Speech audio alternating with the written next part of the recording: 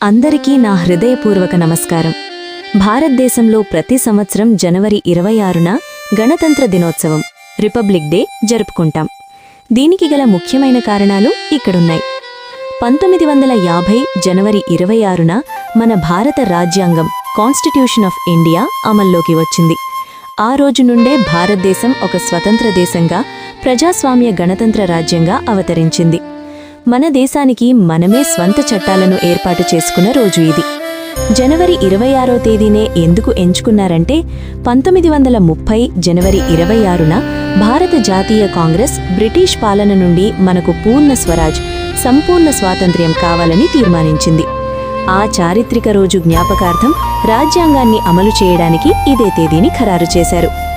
ఈ రోజుతోనే భారతదేశం ఒక రిపబ్లిక్గా మారింది.